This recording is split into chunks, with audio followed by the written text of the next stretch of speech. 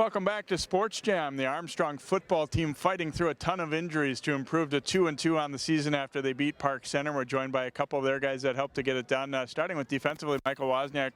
Guys did a solid job defensively. They broke a play or two here against you, but overall, talk about the performance here against Park Center. Yeah, we really worked hard as a team. We want to make sure that we keep up that team defense. It's not about the individual. It's about playing as a team. I thought we did that well, and it showed on the scoreboard.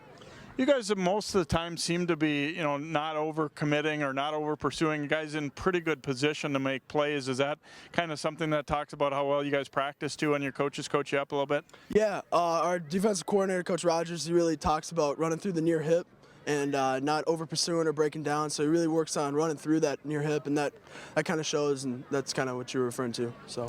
You guys obviously have had so many injuries this year, and then last week to have such a heartbreaker. You played very well against Cooper, but you had to bounce back. What was the week like after that loss and getting ready for this one? The big thing is just moving on. We had to make sure that we, past is the past, and we had to focus on the present, keep working hard, and focus on the next week. And every week we try to be 1-0. We don't try to dwell on the past. Just be 1-0 every week. Coaches always talk about how everybody on the team is important, but it's really showing it this year. I mean, some guys are getting in the varsity games that you wouldn't have really thought coming into the season. Are you pretty proud of what some of those guys have been able to do too? Yeah, I mean, everyone's stepping up. The 2s and 3s. I mean, everyone, when they get their time, they step up and they're successful, and they use their time the best they can, and they make it count. Thanks for joining us, Michael. Good luck the rest of the season here. Thank you. And pretty dominant performance by the offensive line for Armstrong against Park Center. We had to talk to one of those guys, and Matthew Moczynski.